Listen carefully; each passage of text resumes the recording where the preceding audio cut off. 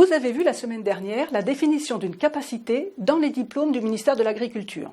La capacité exprime le potentiel d'un individu en termes de combinatoire de connaissances, savoir-faire et comportement. Vous avez également vu que l'on trouve ces capacités dans le référentiel de certification, contrairement aux compétences qui sont présentes dans le référentiel professionnel. Un apprenant ayant acquis les capacités visées d'un diplôme deviendra un professionnel complétant avec de l'expérience.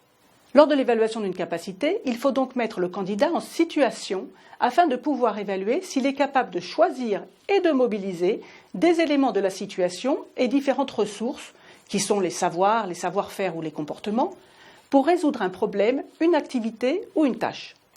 La situation d'évaluation est basée sur une situation professionnelle ou sociale.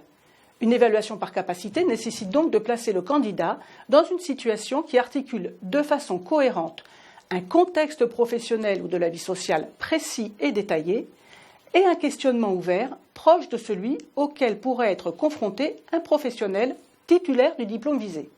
On entend par questionnement les consignes données au candidat et les questions qui peuvent lui être posées à l'oral, par exemple, lors d'un entretien d'explicitation. Ces consignes sont articulées au contexte, elles précisent ce qui est attendu du candidat. L'évaluation par capacité repose donc sur une situation professionnelle ou sociale et non pas uniquement sur des connaissances à vérifier. Les situations choisies doivent permettre de mettre en évidence l'atteinte de la capacité visée. Le contexte seul ne suffit pas à définir le niveau de diplôme. C'est bien la situation globale, incluant le contexte et les consignes, qui doit permettre de mettre en évidence l'atteinte de la capacité visée. Car dans un même contexte, on peut concevoir des évaluations correspondant à des capacités et donc des niveaux différents en faisant varier les consignes données aux candidats. Par exemple, dans le contexte d'un élevage bovin précis, si l'on demande à un candidat de peser un lot de génisses afin de vérifier leur poids, le niveau de diplôme visé, en lien avec la capacité, est moins élevé que si on lui demande si ces mêmes génisses seront prêtes à mettre à la reproduction dans un mois. Dans ce deuxième cas, le candidat non seulement doit évaluer le poids des animaux, mais il doit également estimer leur état de santé, connaître des chiffres clés. Les raisonnements et les connaissances mobilisées sont plus importantes. Les ressources à mobiliser sont plus nombreuses. Au final, la capacité évaluée n'est pas la même. La situation est donc en lien avec la capacité visée. Elle doit permettre au candidat d'exprimer la capacité que l'on recherche à évaluer. Il est nécessaire d'identifier une situation pertinente, propice à faire exprimer le candidat sur des attendus bien identifiés. Pour cela, il est fondamental de se rattacher au référentiel professionnel et au SPS des métiers auxquels le diplôme prépare. Les fiches de compétences, lorsqu'elles existent, peuvent aussi aider à définir des situations d'évaluation sociale et ou professionnelle.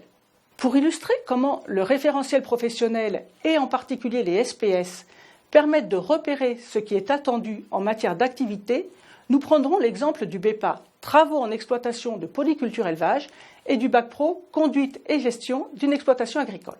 Les référentiels professionnels de ces deux diplômes précisent les situations fonctionnelles des titulaires de ces diplômes. Les titulaires du BEPA sont des salariés qualifiés en exploitation agricole, tandis que les titulaires du Bac Pro sont salariés hautement qualifiés ou responsables d'entreprises agricoles.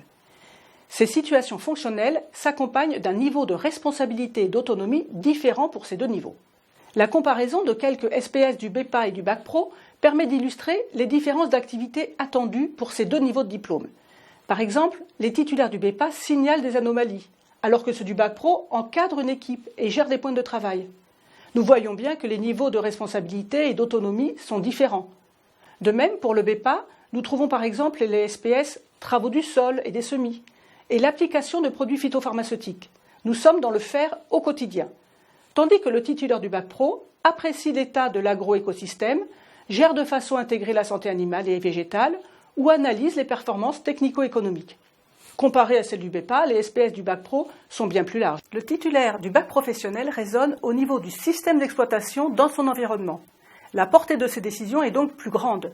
Les activités précises de la fiche descriptive d'activité peuvent également vous aider à préciser le niveau du diplôme et donc les capacités visées.